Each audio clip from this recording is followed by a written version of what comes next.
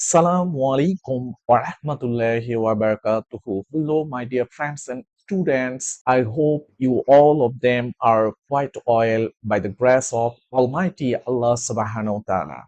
May peace, mercy, and blessings of Allah subhanahu wa ta'ala be on all of you. সুপ্রিয় শিক্ষার্থী বন্ধুরা, আশা করি তোমরা সকলেই অনেক অনেক ভালো আছো। আজকে আমরা 2024 শিক্ষাবর্ষের অষ্টম শ্রেণীর গণিত বইয়ের ওর তোমাদের যে ষান্মাসিক সামষ্টিক মূল্যায়ন পরীক্ষা অনুষ্ঠিত হচ্ছে। তো এই ষান্মাসিক সামষ্টিক মূল্যায়ন পরীক্ষাটি হওয়ার কথা ছিল 22 তারিখে। সেই পরীক্ষাটি যেহেতু এই কোটা আন্দোলনের কারণে এটির ডেট পরিবর্তিত হয়েছে। তো এই ডেটটি তোমাদের পরবর্তীতে দিয়ে তোমাদেরকে এটি পরীক্ষা নেওয়া হবে। তো আমরা এই পরীক্ষার যে সাজেশন সলভ করতেছিলাম, তো সেই সাজেশন থেকে আমি তোমাদের অলরেডি একটি ক্লাস করিয়েছি। তো ওই ক্লাসে আমি তোমাদেরকে দেখিয়েছি 1 থেকে 4 পর্যন্ত 3 পর্যন্ত এই সমস্যাগুলোর সমাধান। তো আজকে আমরা 4 থেকে যে সমস্যাগুলো আছে সেই সমস্যাগুলোর সমাধান করব। তো 4 এর ক, এখানে সংখ্যা রেখায় √2, √3, √4, √5, √6, √7 এর অবস্থান নির্ণয় করো। তো এই ব্যাপারটি কিন্তু অবশ্যই অনেক অনেক গুরুত্বপূর্ণ। এখান থেকে কিন্তু একটি বা দুইটি তোমাদেরকে সংখ্যা রেখায় অবস্থান নির্ণয় করতে দিবে। আর এই সংখ্যা রেখার যে অবস্থান নির্ণয়, এটি কিন্তু পিথাগোরাসের সূত্র ব্যবহার করে সমকোণী ত্রিভুজ এ কে তোমাদেরকে সংখ্যা রেখায় দেখাতে হবে। তো এটি আমি তোমাদেরকে সলভ করার জন্য আমি আমার একটি খাতায় তোমাদেরকে এই সলভটি দেখাচ্ছি। তো চলো দেখি আমরা। তো সংখ্যা রেখার মাধ্যমে দেখার জন্য আমরা প্রথমে একটি সরলরেখা নিব। সেই সরলরেখাটা হচ্ছে প্রথমে এখানে স্কেলের সাহায্যে আমরা একটা সরলরেখা অঙ্কন করব। তো সরলরেখাটি অঙ্কন করার পর আমরা প্রথমে এখানে শূন্য বিন্দু চিহ্নিত করব। তো শূন্য বিন্দু চিহ্নিত করার পর এই শূন্য বিন্দু, দ্যাট মিন্স ও বিন্দুটি চিহ্নিত করার পর ও বিন্দু থেকে 1 একক দূরে, এটি হচ্ছে আমরা চোখের আন্দাজে 1 একক নিতে পারি। তারপরে এখানে স্কেলের মাপের সাহায্যে 3 centimetre, 2 centimetre, 4 centimetre, that means আমি যতটুকু দূরত্বকে 1 একক কনসিডার করব সেই দূরত্বটাই আমার এখানে 1 একক হিসেবে কনসিডার হবে। তো এখানে আমি যদি প্রথমে 3 সেন্টিমিটার দূরত্বটাকে 1 একক কনসিডার করি, তাহলে আমার যে ত্রিভুজটা উৎপন্ন হবে সেটি একটু দেখতে আমার ভালো হবে। তো আমরা প্রথমে এখানে এই শূন্য বিন্দু থেকে, দ্যাট মিন্স ও বিন্দু থেকে 1 একক দূরত্বে আমরা প্রথমে একটি সরল রেখার 1 একক দূরত্বে আমরা বি বিন্দু চিহ্নিত করলাম। বি বিন্দু চিহ্নিত করার পর এইবারে এই বি বিন্দুকে কেন্দ্র করে লম্বভাবে আমরা আবার 3 সেন্টিমিটার দূরত্বে লম্বভাবে একটি লম্ব অঙ্কন করব, যেটি এখানে আমাদের এ বি হিসেবে কনসিডার হবে। তাহলে এই লম্বটা আমি নিলাম, এটার নাম দিলাম এ। তাহলে এ বিন্দু চিহ্নিত করলাম। বি বিন্দু থেকে 1 একক দূরে আমি একটি এ বিন্দু চিহ্নিত করলাম। তাহলে এ বিন্দুকে চিহ্নিত করার পর এখানে আমরা এইটার দূরত্ব কনসিডার করলাম এখানে 1 একক। তাহলে এই 1 একক দূরত্বগুলো আমরা এখানে চিহ্নিত করার পর দেন আফটার এবারে আমরা এখানে যে কাজটা করতে পারি সেটা হচ্ছে এখানে সংখ্যারেখার মূল বিন্দু, তাহলে কি সংখ্যারেখার মূল বিন্দু 0, 0 থেকে 1 একক দূরে, 0 বিন্দু থেকে ডান দিকে 1 একক দূরত্বে আমি একটি বিন্দু চিহ্নিত করলাম, যে বিন্দুটার নাম দিলাম বি। এই বি বিন্দু থেকে এইবারে 1 একক দূরত্বে লম্বভাবে এ বিন্দু চিহ্নিত করলাম। এ বিন্দু চিহ্নিত করার পর এইবারে আমরা যদি ও আর এ এই দুটা যোগ করি, তাহলে আমরা এখানে যে মানটা পাবো সেটা আমাদের √2 নির্দেশ করবে। তো √2 নির্দেশ করবে। এর আগে আমরা এখানে আমাদের এইটার মান যে √2 সেটা আমরা কিভাবে বের করব, পিথাগোরাসের সূত্র যদি আমরা এখানে অ্যাপ্লাই করি, তাহলে পিথাগোরাসের সূত্রে আমাদের এইটাকে আমরা বলবো ভূমি, এই ও বি এটাকে আমরা বলবো ভূমি। তাহলে ভূমি ও বি সমান সমান আমাদের এখানে কত, 1 একক। ওকে, তারপরে এবারে উচ্চতা এখানে আমরা যদি নেই, তাহলে উচ্চতা এ বি সমান সমান এখানে আমরা নিব 1 একক। ওকে, তারপরে এবারে ও এ, অতিভুজ, অতিভুজ ও এ, এটাকে আমরা যদি বের করতে চাই, অতিভুজ এখানে লিখলাম ও এ, ও এ সমান সমান 1 একক। তাহলে এই 1 একক দূরত্ব, এখন যদি আমি এখানে পিথাগোরাসের সূত্র অ্যাপ্লাই করি, পিথাগোরাসের সূত্রটা হচ্ছে অতিভুজের উপর স্কোয়ার ইজ ইকুয়াল টু ভূমি স্কোয়ার যোগ লম্ব স্কোয়ার। তাহলে অতিভুজের উপর স্কোয়ার, দ্যাট মিনস এই কথাটা আমরা লিখতে পারি,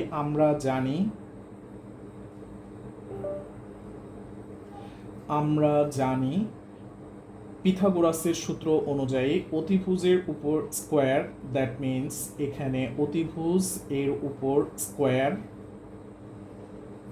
সমান সমান লম্ব স্কোয়ার যোগ ভূমি স্কোয়ার, ভূমি স্কোয়ার যোগ লম্ব স্কোয়ার, যে কোনো একদিক থেকে আমরা লিখলেই হলো। তো আমি এখানে ভূমি স্কোয়ার যোগ লম্ব স্কোয়ার এটাই লিখি, ভূমি স্কোয়ার যোগ লম্ব এর উপর স্কোয়ার। ওকে, তাহলে এবারে আমি এটাকে এভাবে লিখতে পারি, ও এ এর উপর স্কোয়ার, তো স্কোয়ারটা আমি এই পাশে রুট হিসেবে দিলাম। তাহলে এখানে আমি যে মানটা পাবো সেটা হচ্ছে ভূমি স্কোয়ার, ভূমি স্কোয়ার মানে হচ্ছে আমাদের এখানে ওবি স্কোয়ার। তারপরে এখানে আমরা লিখতে পারি ও এ এর উপর স্কোয়ার, সরি এবি এর উপর স্কোয়ার। তাহলে আমরা এবারে যদি মানগুলো বসাই এখানে, তাহলে মানগুলো বসাইলে আমরা যেটি পাচ্ছি সেটি হচ্ছে 1 উপর স্কোয়ার প্লাস 1 উপর স্কোয়ার, তার মানে এখানে পাচ্ছি 1+1, আর 1+1 মানে এখানে √2। তাহলে √2 যদি হয়, এইটার মান আমরা √2 অলরেডি লিখে ফেলেছি। তো এই √2 যে মানটা পেয়েছি, এই মানটা এখন আমরা এখানে সংখ্যা রেখায় কিভাবে চিহ্নিত করব। তো √2 এই মানটা আমি যদি সংখ্যা রেখায় চিহ্নিত করতে চাই, তাহলে প্রথমে আমরা এই যে ও বিন্দু থেকে এ বিন্দু পর্যন্ত যে দূরত্বটা আছে সেই দূরত্বটা এখানে আমরা কম্পাস দিয়ে এটাকে চিহ্নিত করব। তারপরে চিহ্নিত করার পর এই যে এখানে আমরা এই অতিভুজের সমান ও এ এর সমান ব্যাসার্ধ নিয়ে এখানে একটি বৃত্তচাপ অঙ্কন করব, যেই বৃত্তচাপটি আমাদের এখানে যে সরলরেখাটি নিয়েছি সেই সরলরেখার এখানে আমার ও বি সরলরেখার পাশে একটি বিন্দু ডি বিন্দুতে মনে করো সাপোজ সেট করলো। তাহলে ডি বিন্দুতে যদি সেট করে, তাহলে এই ডি বিন্দুতে আমরা যদি একটি লম্ব অঙ্কন করি, তাহলে এই লম্বটা কিভাবে অঙ্কন করব, এই লম্বটা কিন্তু অবশ্যই আমাদের 1 একক দূরত্বেই আমরা কিন্তু এটা আবার অঙ্কন করব। তাহলে লম্বটা 1 একক দূরত্বে আমি যদি এখানে অঙ্কন করি, তাহলে এই মানটা আমাদের 1 একক মানে কিন্তু আমি 3 সেন্টিমিটার নিয়েছিলাম, এটা কিন্তু অবশ্যই খেয়াল রাখতে হবে। তাহলে 3 সেন্টিমিটার মানে কি 1 একক। তাহলে এখানে যে মানটা পেলাম সেটা এখন যদি আমি এখানে যোগ করে দেই, তাহলে এই ও এ এর সাথে এবারে এটা যোগ করে দিলাম। তাহলে যোগ করে দেওয়ার পর আমাদের এখানে যে মানটি আসবে সেটি কিন্তু আমাদের অবশ্যই আমাদের √3 নির্দেশ করবে। তাহলে এই মানটা, এটাকে আমি এখানে ধরলাম, এটার নাম সি, এটার নাম ডি। তাহলে সিডি এই দূরত্বটা হচ্ছে 1 একক, আর এখান থেকে এই পর্যন্ত এই সম্পূর্ণটা আমাদের কত নির্দেশ করবে, এখানে আমাদের সেটার মানটা এই √3, এইটা কিন্তু আমাদের এইটুকু ছিল, কিন্তু এই সম্পূর্ণটা কিন্তু ছিল √2। ওকে, √2 যদি হয়, এবারে √3 আমরা নির্দেশ করব কিভাবে। তো √3টা বের করার জন্য কিন্তু আমাদের সেম ওই আগের একই ফর্মুলায় যদি আমি মান বসাই, এখানে প্রথমে আমরা হচ্ছে ওসি স্কোয়ার, তো ওসিটা আমি একবার এখানে লিখলাম, ওসি সমান সমান আমরা এখানে প্রথমে লিখব অতিভুজের উপর স্কোয়ার সমান সমান, দ্যাট মিনস ওইটাই ওসি এখন হয়ে গিয়েছে। তাহলে ওসি স্কোয়ারটা এখন বর্গমূল এখানে, তাহলে আমরা প্রথমে লিখব ওডি স্কোয়ার, এখানে ওডি স্কোয়ার, আর হচ্ছে এখানে আসবে আমাদের সিডি স্কোয়ার। ওকে, সিডি স্কোয়ার, এখানে ওডি স্কোয়ারটা কিন্তু আমাদের এখান থেকে এই পর্যন্ত √2, এটি কিন্তু আমাদের খেয়াল রাখতে হবে। তাহলে √2 এর উপর স্কোয়ার, এটা হলো প্লাস, এবারে আমি যদি সিডি স্কোয়ার এটার মান আমরা নিয়েছি 1 একক, তাহলে 1-এর উপর স্কোয়ার। এবারে √2 এর উপর স্কোয়ার মানে হচ্ছে শুধু 2, আর হচ্ছে 1-এর উপর স্কোয়ার মানে 1, তাহলে আমরা কত পেলাম √3। তাহলে এখানে ওসি এইটা মানে আমরা লিখতে পারি এবারে √3। তাহলে এইবারে আমরা যে কাজটা করব সেটি হচ্ছে এই যে এই শূন্য বিন্দু থেকে আমরা এবারে ওসি পর্যন্ত যে ব্যাসার্ধটা পেয়েছি, এই ব্যাসার্ধটাকে কেন্দ্র করে আমরা এখানে একটা বৃত্তচাপ অঙ্কন করব, যে বৃত্তচাপটা আমাদের এই যে এই সরলরেখা আছে, এই সরলরেখাটার নাম আমি দিই প্রথমে ও ডাব্লিউ। আচ্ছা, ও ডাব্লিউ সরলরেখার আমার হচ্ছে এখানে যে বিন্দুটা সেট করেছে সেটির নাম আমি যদি এখানে দেই ই, তাহলে এই বিন্দুটাকে আমরা বলবো শূন্য থেকে এই ই পর্যন্ত এই দূরত্বটাকে আমরা বলবো হচ্ছে √3। তো এইভাবে আমরা সিমিলারলি √4, √5, √6, √7 যেটা ইচ্ছা আমরা কিন্তু নির্ণয় করতে পারবো। তারপরে আমি যদি এবারে এখানে আবার এই ই বিন্দুতে একটা লম্ব অঙ্কন করি 3 সেন্টিমিটার দূরত্বে, তাহলে এই লম্বটা আমার হচ্ছে যেটা এখানে 1 একক দূরত্বে আমি আবার একটা লম্ব এখানে অঙ্কন করলাম। এই লম্বটা এখন যদি আমি যোগ করে দেই, তাহলে এই দূরত্বটা আমার যেটা আসবে সেটাই আমার হচ্ছে নির্দেশ করবে √4। তো এইবারে আমি এটা যদি তোমাদেরকে একটু দেখাই তাহলে তোমাদের কাছে ক্লিয়ার হবে। তো এটা হচ্ছে আমরা লিখতে পারবো √4। তো √4 এই জিনিসটাও আমি কিভাবে বের করতেছি সেটা হচ্ছে আমি যদি এটার নাম দেই, এটার নাম দিলাম ই, তাহলে এটার নাম দিলাম এফ। আচ্ছা, এফ এবারে এখানে আমরা লিখতে পারি ও এফ এর উপর স্কোয়ার। আচ্ছা, ও এফ সমান সমান একবারে মানটা লিখি তাহলে আমাদের সুবিধা হবে। তো এখানে আমি যে মানটা লিখবো ও এফ এর মানটা বের করব, তাহলে এখান থেকে ও ই স্কোয়ার, ও ই এর উপর স্কোয়ার প্লাস আমাদের আসবে হচ্ছে এফ ই এর উপর স্কোয়ার বা ইএফ এর উপর স্কোয়ার। তো এইবারে আমার হচ্ছে ও ই এর উপর স্কোয়ার, এই কথাটার অর্থ হচ্ছে √3 এ √3 উপর স্কোয়ার। আর এখানে আমার হচ্ছে এফ ই এর উপর স্কোয়ার মানে 1-এর উপর স্কোয়ার। তো এইবারে আমরা যদি এখানে এক মানটা বের করতে চাই তাহলে 3-এর উপর √3 এর উপর স্কোয়ার, তাহলে রুট আর স্কোয়ারটা কেটে গেল, যেটি আমি পূর্বের ক্লাসে তোমাদেরকে ভালোভাবে বিস্তারিত ডিসকাস করেছি। তো আশা করি তোমরা যদি ওই পূর্বের ক্লাসটি আমার দেখো তাহলে অবশ্যই তোমরা এটি ক্লিয়ার একটা কনসেপ্ট পেয়ে যাবা। তো এটা কেটে গেল, তাহলে এখানে আসলো 3 আর এখানে 1-এর উপর স্কোয়ার, দ্যাট মিনস হলো 1। তাহলে এখানে আমাদের যে মানটা আসলো √4। তো আশা করি তোমরা বুঝতে পেরেছো √4 এর মানটা কিভাবে বের করতে হবে। তো আমি যদি এখন এই √4 এর মানটা এখানে বের করতে চাই তাহলে আমরা কি করব, এখান থেকে ও বিন্দু থেকে এফ বিন্দু পর্যন্ত আমাদের যে দূরত্বটা আছে এই দূরত্বটার আমরা এবারে একটা বৃত্তচাপ এখানে অঙ্কন করব। তাহলে এই বৃত্তচাপটা অঙ্কন করলে আমরা এই জায়গায় বলতে পারবো এটা √4। তো সিমিলার ওয়েতে আশা করি তোমরা সবাই এইভাবে এইবারে কি অঙ্কন করতে পারবা √4। তো আমি অঙ্কন করে দেখাইলাম √5, √6, √7, এইভাবে তোমরা এগুলো অঙ্কন করে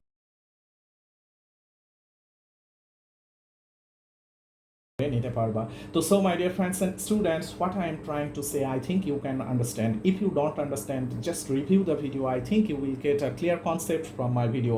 আর তোমাদের এই ষান্মাসিক সামষ্টিক মূল্যায়ন যে পরীক্ষাটি অনুষ্ঠিত হবে অষ্টম শ্রেণীর, সেই মূল্যায়ন পরীক্ষায় অবশ্যই কিন্তু তোমাদের এই পিথাগোরাসের উপপাদ্য থেকে √4, √2 বা √3 বা √5 বা যে কোনো একটা মান তোমাদের নির্ণয় করতে দিবে।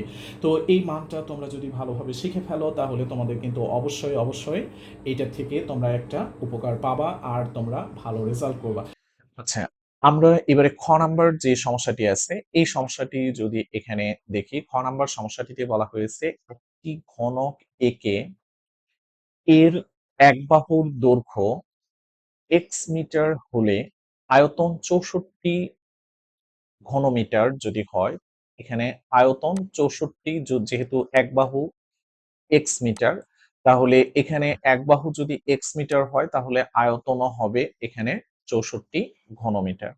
তো এইবারে এক্স এর মান কত এটি আমাদেরকে নির্ণয় করতে হবে। তো এক্স এর মান কত এটি আমরা যদি নির্ণয় করতে চাই তাহলে এই মানটা নির্ণয় করার জন্য আমরা এখানে প্রথমে যে কাজটি করব সেটি হচ্ছে আমরা এখানে কি কি তথ্য দেওয়া আছে সেই দেওয়া আছে তথ্যগুলোর উপর ডিপেন্ড করে আমরা এখানে সমাধান করব। তো দেওয়া আছে আমাদের যে তথ্যগুলো সেই তথ্যগুলো যদি আমরা এখানে দেখি, আমাদের দেওয়া আছে ঘনকটির যে ঘনকটি, এই যে ঘনকটি আঁকা হয়েছে এই ঘনকটির এক বাহু, এই বাহু, এই বাহু, এই বাহু, এই বাহু, এই বাহু, আবার এই বাহু, এই বাহু, আবার এই বাহু, আবার এই বাহু। তো এই প্রতিটি বাহুই এখানে আমাদের ৬টি দ্যাট মিনস তল আছে। আর ৬টি তল যদি থাকে তাহলে আমাদের এই ৬টি তলের আমাদের প্রত্যেকটারই বাহু আছে। তো এই বাহুগুলোর আমরা যদি এখানে দৈর্ঘ্য চিন্তা করি তাহলে প্রত্যেকটার দৈর্ঘ্য এক্স মিটার। তো আমরা এখানে লিখব প্রথমে যে বাহুর দৈর্ঘ্য এক্স মিটার। আচ্ছা, প্রতিটি বাহুর দৈর্ঘ্য যদি এক্স মিটার হয়, এবারে আমরা হচ্ছে ঘনকের আয়তন যেটি দেওয়া আছে সেটি যদি লিখি, ঘনকের আয়তন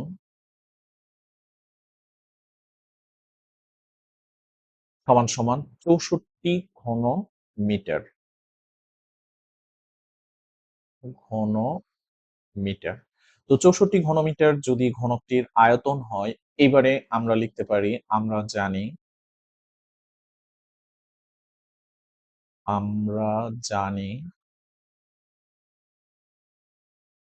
ঘনকের আয়তন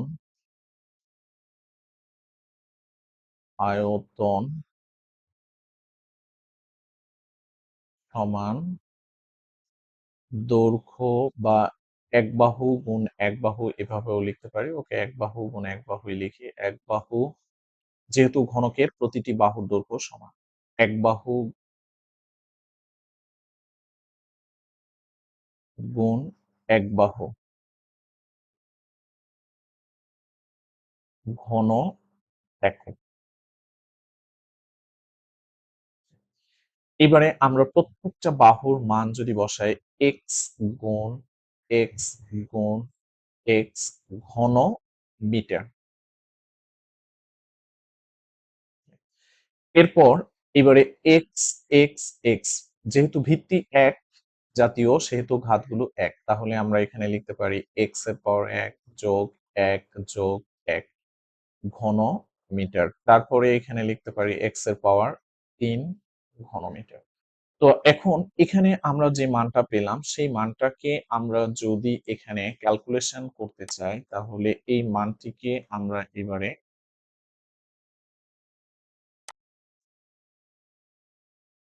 আচ্ছা, এবারে আমরা লিখতে পারি প্রশ্ন মতে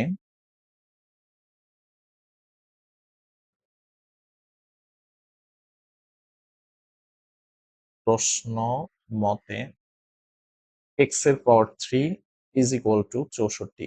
এই আয়তন আর হচ্ছে এই আগের আয়তন, দুই আয়তন সমান। তো এবারে ৬৪কে আমরা মৌলিক উৎপাদকে যদি ভেঙে লিখি, তাহলে আমরা যেটি পাবো ৬৪, এটাকে ২ দিয়ে ভাগ করলে ৩২, আবার ২ দিয়ে ভাগ করলে এখানে ১৬, আবার ২ দিয়ে ভাগ করলে এখানে ৮, আবার ২ দিয়ে যদি ভাগ করি ৪, আবার ২ দিয়ে যদি ভাগ করি এখানে ২। তো প্রত্যেকবার ২টা করে ২ আমরা যদি নেই, মোট হচ্ছে আমাদের ৩ বার পাচ্ছি, ৩ জোড়া। তো এবারে আমি এখানে বা এক্স এর পাওয়ার ৩ সমান এখানে লিখতে পারি ২ গুণ ২, ২ গুণ ২, তারপরে ২ গুণ ২। এরপর আমরা এখানে এক্স এর পাওয়ার ৩ সমান ৪ গুণ ৪ গুণ ৪। এটি লেখার পরে এইবারে আমরা আসি এখানে পরবর্তী লাইনে, এখানে বা আমরা লিখতে পারি এক্স এর পাওয়ার ৩ সমান ৪ এর পাওয়ার ৩। তো যেহেতু ভিত্তিগুলো এক জাতীয় সেহেতু প্রত্যেকটার ঘাত এখানে যোগ হয়েছে। তারপরে এবারে বা এক্স এর পাওয়ার ৩, এটাকে আমরা এবারে পাওয়ারটাকে এই পাশে যদি নিয়ে আসি তাহলে এটা হয়ে যাবে ঘনমূল। তাহলে ৪ এর পাওয়ার ৩। এবারে বা এক্স ইজ ইকুয়াল টু আমরা লিখতে পারি ৪ এর পাওয়ার ৩, আর এই ঘনমূলের মান আমরা যেমন বর্গমূলের মান লিখি ঠিক তেমনই ঘনমূলের মান হচ্ছে আমাদের ১/৩ আর বর্গমূলের মান হচ্ছে ১/২। তো ওই মানটাই আমরা এখানে ব্যবহার করলাম। তো এখন এখানে আমি যদি গুণ চিহ্ন দিয়ে ১/৩ লিখি তাহলে ৩ আর ৩ আমার কাটা গেল। তাহলে এক্স এর মানটা আমার যেটি পেলাম সেটি হচ্ছে বা অতএব x সমান সমান আমরা একবারে লিখতে পারি ৪। তাহলে x এর মান আমাদের কত আসলো? ৪। So my dear friends and students, what I am trying to say, I think you can understand. If you don't understand, just review the video. I think you will get a clear concept from my video. তো এবারে আমরা পরবর্তী যে টপিকসটি আছে সেই টপিকসটি দেওয়া আছে এখানে 64, তারপরে 64 ভাগ 125 এর ঘনমূল নির্ণয় করতে হবে। তো এই দুটার ঘনমূল যদি আমরা নির্ণয় করতে চাই তাহলে ঘনমূল নির্ণয় করার জন্য আমরা প্রথমে এখানে যে কথাটি লিখবো সেটি হলো 64 এর ঘনমূল, এটি লিখবো। তো 64 এর ঘনমূল সমান ঘনমূল এখানে 64 লিখলাম। তারপর এবারে আমরা যে কাজটি করব এখানে আমরা লিখতে পারি 64 কে ভেঙে আমরা কয়বার 4 লিখতে পারি সেটি কিন্তু অলরেডি আমরা আগের ম্যাথে দেখে আসলাম। তো ওইটাকেই আমি যদি ভেঙে এখানে এইভাবে লিখি 4 গুণ 4 গুণ 4। তো এবারে আমরা কিন্তু যেটি লিখতেছি সেটি আমরা অলরেডি আগের ম্যাথে কিন্তু করেছি। এইজন্য তাড়াতাড়ি এইভাবে লিখতেছি। ভিত্তিগুলো যেহেতু এক জাতীয় সেহেতু ঘাতগুলো এখানে যোগ। তাহলে এখানে আমরা এইবারে এটার মান যদি এখানে লিখি, আচ্ছা, এখানে আমরা এবারে লিখতে পারি 4 এর পাওয়ার 3 আর হচ্ছে গুণ 1/3। তাহলে 3 আর 3 আমাদের এখানে কেটে গেল। এবারে আমরা এখানে পেলাম 4। তাহলে 64 এর ঘনমূল আমরা পেলাম 4। সিমিলার ওয়েতে আমরা যদি এবারে পরবর্তী যে সমস্যাটি দেওয়া আছে সেটি হচ্ছে 64 ভাগ 125। এটি যদি আমরা লিখতে চাই তাহলে 64 ভাগ 125 এর ঘনমূল ঘনমূল সমান সমান এইবারে ঘন চিহ্ন দিয়ে আমরা এখানে লিখব 64 ভাগ 125। তো এবারে আমরা যদি এটাকে আলাদা আলাদা করে দেই, দ্যাট মিনস আমরা আলাদা করে দিতে পারি সেটা হচ্ছে কোনো একটা ঘনমূলকে আমরা আলাদা করে দেওয়ার জন্য x ডিভাইডেড বাই y থাকলে এটাকে আমরা লিখতে পারি ঘনমূল x আর হচ্ছে ঘনমূল y। এবারে আমরা ঠিক ওই পদ্ধতিটা ব্যবহার করে এখানে লিখতে পারি 64 এর পাওয়ার ঘনমূল, তারপরে এখানে ঘনমূল 125। এবারে আমরা 64 কে ভেঙে আমরা কত লিখতে পারি সেটি কিন্তু আমরা অলরেডি জানি। এইজন্য 64 এটা হলো 4 এর পাওয়ার 3 এটা লিখলাম। আচ্ছা, 64 এখানে 4 এর পাওয়ার 3 এটা যদি আমি লিখি তাহলে এখানে আমার পরবর্তী যে সংখ্যাটি আছে 125। তো 125 সংখ্যাটিকে আমি এখানে ভেঙে দেখাচ্ছি কিভাবে লেখা যায়। তো 125 কে আমরা 5 দিয়ে ভাগ করলে 5 25 এ 125, আবার 5 দিয়ে যদি ভাগ করি তাহলে 5। তাহলে 3 বার 5, তার মানে এখানে 5 এর ঘনমূল 5 এর পাওয়ার 3 এটা লিখতে পারি। তারপরে এবারে আমরা এখানে লিখতে পারি 4 এর পাওয়ার 3 গুণ 1/3 আর হচ্ছে 5 এর পাওয়ার 3 গুণ 1/3। তাহলে 3 3 কেটে গেল, উপরেও 3 3 কেটে গেল। তাহলে উপরে থাকলো 4 আর নিচে থাকলো 5। এটি হচ্ছে আমাদের এই 64 ভাগ 125 এর ঘনমূল। তো আশা করি তোমরা এটিও বুঝতে পেরেছো এবং এই ম্যাথটি উপভোগ করেছো। এখানে কিন্তু সূক্ষ্ম সূক্ষ্ম বিষয়গুলো তোমাদেরকে অবশ্যই খেয়াল রাখতে হবে। এগুলো যদি তোমরা ভালো করে কনসেন্ট্রেশন না দাও তাহলে কিন্তু তোমাদের এই ম্যাথগুলো ভুল হয়ে যাবে। তো এবারে আমরা এখানে যে ৫ নম্বর সমস্যাটি আছে সেই সমস্যাটি যেটি দেখতে পাচ্ছি এখানে বলা হচ্ছে যে ৫ 5√2 এর সঙ্গে 2√2 কে যোগ এবং বিয়োগ এই দুটাই আমাদের দেখাইতে হবে। তো এটি আমরা যদি দেখাইতে চাই তাহলে আমরা প্রথমে এখানে লিখব যে 5√2 যোগ এখানে 2√2। তো এটি আমরা যোগ করতে গেলে আমরা প্রথমে যে কাজটি করব এখান থেকে আমরা যেহেতু দেখতে পাচ্ছি আমরা এখানে কিন্তু একটি বিষয় আমাদের খেয়াল রাখতে হবে যে আমরা একটা রুট যে নাম্বারটা থাকে সেই নাম্বারটাকে কিন্তু আমরা সবসময় এক্স এর মতো কনসিডার করতে পারি। এক্স যেমন আমার হচ্ছে এখানে 5 আর হচ্ছে এক্স, এই দুইটার মাঝখানে কোনো চিহ্ন না থাকলে সেটাকে আমরা বলি গুণ চিহ্ন। ঠিক যখন রুট কোনো একটা সংখ্যার সঙ্গে বা তোমার হচ্ছে কোনো নাম্বারের সঙ্গে অজানা সংখ্যার সঙ্গে যে এটার সঙ্গেই থাক না কেন, রুটের ভিতরে যে নাম্বারটা থাকে সেটা বাহিরের নাম্বারটার সাথে গুণ থাকে। তো আমরা গুণ অবস্থায় যে কোনো সংখ্যা কমন নিতে পারি যদি সিমিলার হয়। তো এখানে যেমন আমি একটি দেখাই 5x প্লাস 2x, এটার মধ্য থেকে আমি যদি এখানে এক্সটা কমন নেই তাহলে 5 প্লাস 2 দ্যাট মিনস আমাদের আসবে 7x। তো এই ব্যাপারটি যেভাবে সংগঠিত হয় ঠিক এই ম্যাথগুলো তাই। তো আমরা এবারে এই সমস্যাটি যদি সমাধান করতে চাই তাহলে এখানে রুট 2 এটাকে কমন নিলাম, তাহলে এখানে 5 থাকলো, আর এখান থেকে √2 এটা উঠে গেলে এখানে থাকে 2, তাহলে এখানে পেলাম √2 আর এখানে আসলো আমাদের হচ্ছে 7। এবারে আমরা এটাকে লিখতে পারি 7√2। তো সিমিলার ওয়েতে আমরা যদি বিয়োগফলটা এখানে নির্ণয় করতে চাই তাহলে 5√2 বিয়োগ 2√2। তো এবারে আমরা এখানে যে কাজটি করব, সেম একই √2 টা কমন নিব, তারপরে 5 বিয়োগ 2 হলো। এরপরে আমরা এখানে √2 যেটা আছে সেটা থাকলো, 6 থেকে 2 যদি আমি বিয়োগ করি তাহলে আসে 3, দ্যাট মিনস এবারে 3√2। তো এখন আমরা যেমন x 5 এটা যেমন লিখি না, ঠিক তেমনই আমাদের হচ্ছে 5 এটাকে আমরা যেমন এভাবে লিখি 5x, ঠিক তেমনই আমাদের রুটের বাহিরে যে নাম্বারগুলো থাকে সেই নাম্বারগুলোকে আমরা সবসময় সামনে লিখবো। তো এখানে আমাদের এই যোগ বিয়োগের ব্যাপারটিও আশা করি তোমরা বুঝতে পেরেছো। এবারে এই যোগ বিয়োগের দ্যাট মিনস এই 4টা অঙ্ক এখানে দেওয়া আছে। এই 4টা অঙ্কের মধ্যে কিন্তু ম্যাক্সিমামই তোমাদের কমন আসবে ইনশাআল্লাহ। তো আশা করি তোমরা এগুলো খুব ভালোভাবে সলভ করবা, তাহলে কিন্তু তোমাদের এই ম্যাথ গুলো কমন পাওয়ার সম্ভাবনা বেশি।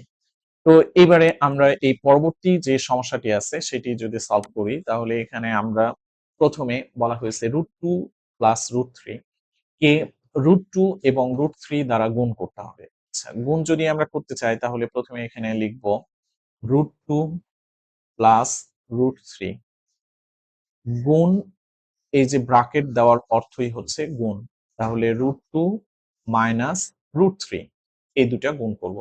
তো গুণ করার সময় এটা হচ্ছে গুণক, এটা হচ্ছে গুণ্য, তাহলে এই √2 দিয়ে প্রথমে এই দুটাকে একবার গুণ করব, তাহলে √2, এবারে √2 প্লাস √3, আবার এই মাইনাস √3 দিয়ে আমরা এই দুটাকে একবার গুণ করব, তাহলে মাইনাস √3 আর হচ্ছে √2 প্লাস √3। এবারে √2 দিয়ে √2 কে যদি আমরা গুণ করি তাহলে যেহেতু একই সংখ্যা দুইবার গুণ করলে তার উপর স্কোয়ার হয়, এজন্য একবারে এখানে লিখলাম √2 এর উপর স্কোয়ার প্লাস √2 ইন্টু √3।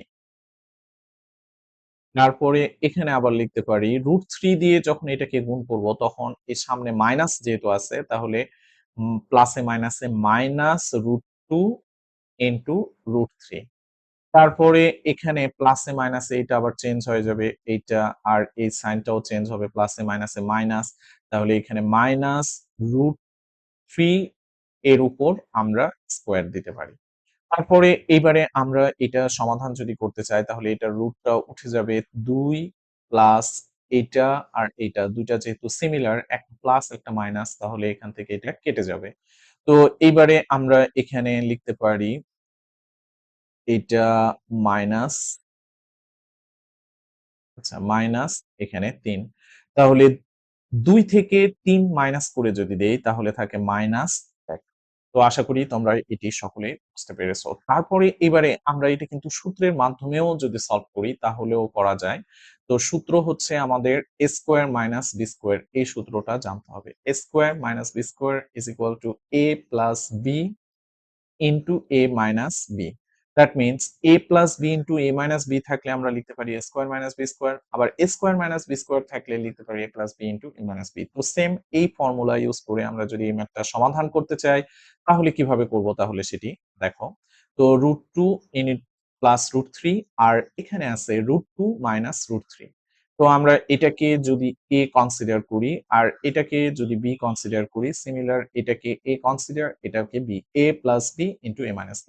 তো এই পদ্ধতিতে আমরা এটা সমাধান করতে গেলে আমাদের প্রথমে a স্কয়ার, তাহলে a স্কয়ার মানে √2 এর উপর স্কয়ার মাইনাস বি স্কোয়ার মানে হচ্ছে √3 এর উপর স্কোয়ার। তো এবারে রুটটা উঠে গেলে থাকে এখানে 2 আর এখানে থাকে 3, তাহলে 3 থেকে 2 বিয়োগ গেলে থাকে মাইনাস। তো আশা করি তোমরা সকলেই এটি বুঝতে পেরেছো। এবারে আমি পরবর্তী যে সমস্যাটি আছে সেই সমস্যাটিতে যদি আসি, এখানে আমাদের যেটি দেওয়া আছে √2 প্লাস √3 কে √2 মাইনাস √3 দ্বারা আমাদেরকে ভাগ করতে হবে। তো ভাগ করতে গেলে আমরা চলো দেখি কিভাবে ভাগ করতে হয়। তাহলে ভাগের নিয়মটা এবারে এখানে দেখাচ্ছি। আর এগুলো কিন্তু অবশ্যই তোমাদেরকে বাসায় অনেক প্র্যাকটিস করতে হবে। যদি প্র্যাকটিস না করো তাহলে কিন্তু তোমাদের এই সমস্যাগুলো থেকেই যাবে। আর এই প্রবলেম গুলো যতই তোমরা বেশি প্র্যাকটিস করবা তত তোমাদের পরীক্ষায় ভালো করবা। তো সো এগুলো তোমরা বাসায় বেশি করে প্র্যাকটিস করবা। তো এবারে আমরা এটি যদি সলভ করতে চাই তাহলে এখানে √2 প্লাস √3 এটাকে আমরা ভাগ করব √2 মাইনাস √3 এটা দ্বারা। তো যখন আমরা ভাগ করি তখন ভাগের সময় আমাদের একটি জিনিস খেয়াল রাখতে হবে, হরকে সবসময় বর্গমূল মুক্ত করতে হয়। তাহলে আমরা এবারে এটার ভাগ করতে গেলে হরকে বর্গমূল মুক্ত যদি আমরা করতে চাই তাহলে আমাদের নিচের হরের সংখ্যাটা যা আছে তার বিপরীত সংখ্যা দিয়ে আমাদেরকে গুণ করতে হবে।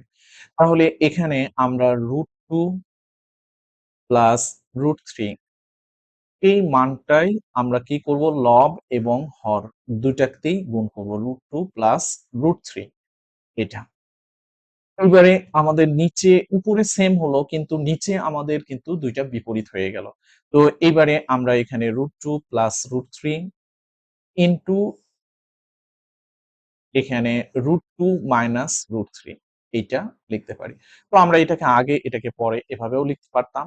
তো যেভাবেই লিখি না কেন সমস্যা নেই, একই জিনিস। তো এবারে আমরা এটাকে যদি সলভ করতে চাই তাহলে এবারে আমরা এখানে লিখব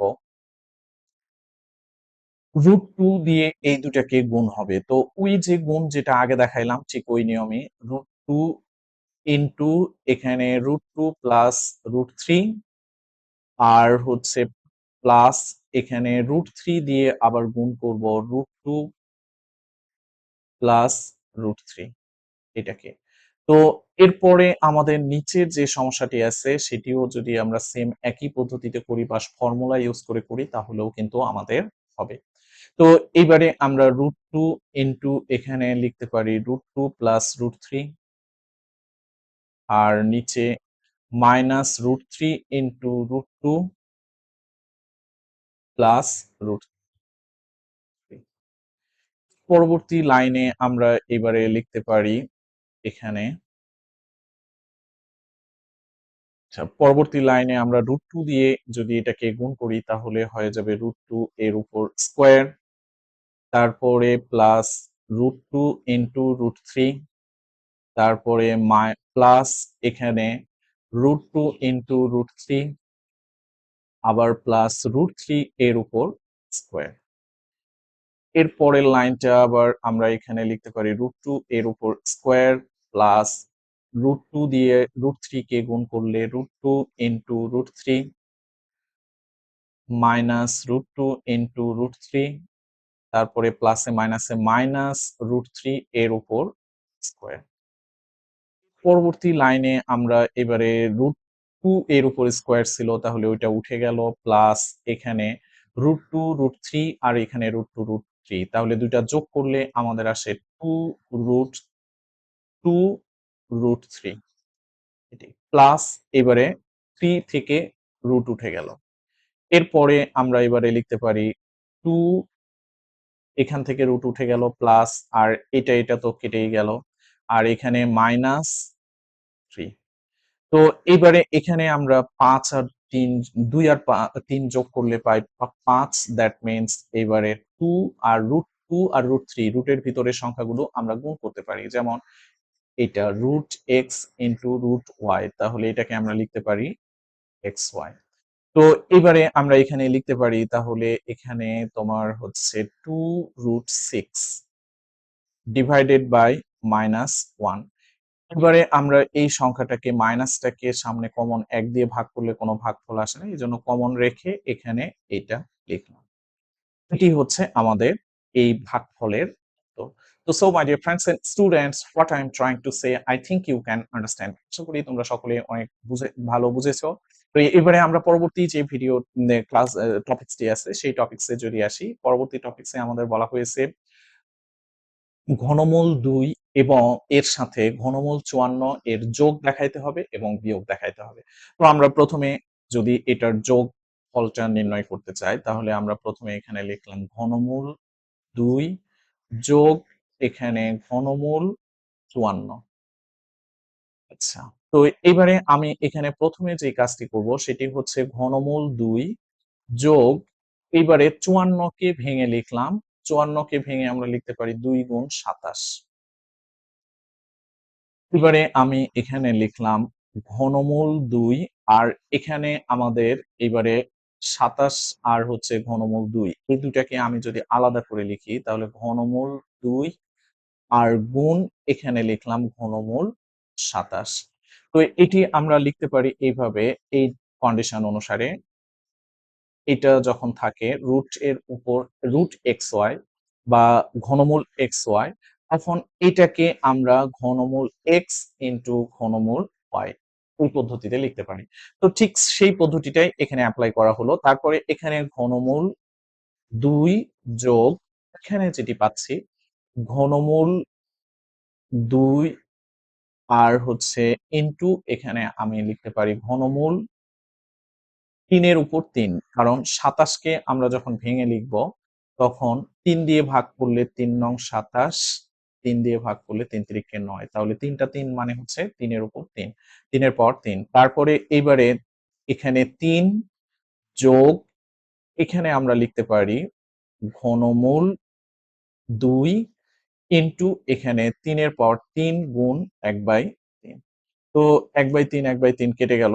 এবারে ঘনমূল ২ যোগ এবারে লিখতে পারি ৩ ঘনমূল ২।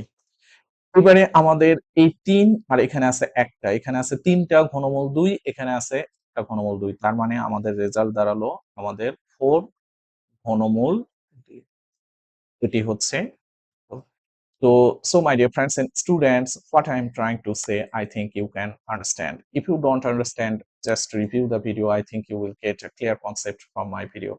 এবারে আমরা যদি এই বিয়োগের কাজটা এখানে সমাধান দেখাই, তাহলে বিয়োগটা এখানে সলভ করতে গেলে আমাদের সেম একই পদ্ধতিতেই হবে। ঘনমূল ২ বিয়োগ ঘনমূল ৫৪। ওকে। এবারে আমরা এখানে সেম একই জিনিস, যেহেতু এই জন্য আমি এত আর বুঝাচ্ছি না। এবারে ঘনমূল এখানে লিখলাম ৫৪, তার মানে ২ আর হচ্ছে গুণ ২৭। এবারে ঘনমূল ২ বিয়োগ এখানে লিখলাম ঘনমূল ৩ আর হচ্ছে ঘনমূল ২ গুণ এখানে ঘনমূল ২৭। এবারে আমরা পরবর্তী যে সমস্যার লাইনটি আছে, ঘনমূল ২ বিয়োগ এখানে ঘনমূল ২ গুণ এখানে ঘনমূল ৩ এর পাওয়ার ৩। এইবারে ঘনমূল ২ বিয়োগ ঘনমূল ২ গুণ ঘনমূল এখানে ৩ এর পাওয়ার ৩ গুণ ১/৩। এটা কেটে গেল, সরি, এটা কেটে গেল। এইবারে এখানে ঘনমূল ২, সরি, ঘনমূল ৩,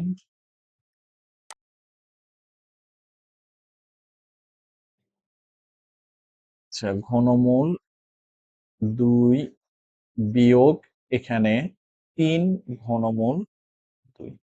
এবারে আমরা এখান থেকে ৩ টা থেকে একটা বিয়োগ যদি করি তাহলে আসবে আমাদের মাইনাস ঘনমূল ২, -২ ঘনমূল ২। এটি হচ্ছে আমাদের উত্তর। So my dear friends and students, what I am trying to say, I think you can understand. If you don't understand, just review the video. I think you will get a clear concept from my video. তো আজকে এই পর্যন্তই থাকবে। আর পরবর্তী যে সাজেশনটা আছে সেইটা আমি পর্ব ৩ হিসেবে তোমাদের সামনে আবার উপস্থাপন করব। তো তোমরা এই ভিডিওগুলোতে যেগুলো আমি সলভ করেছি সেগুলো বাসায় প্র্যাকটিস করতে থাকো। আশা করি তোমাদের পরীক্ষা অনেক অনেক ভালো হবে ইনশাআল্লাহ। তো so my dear friends and students, আল্লাহ হাফেজ। আসসালামু আলাইকুম ওয়া রাহমাতুল্লাহি ওয়া বারাকাতুহু।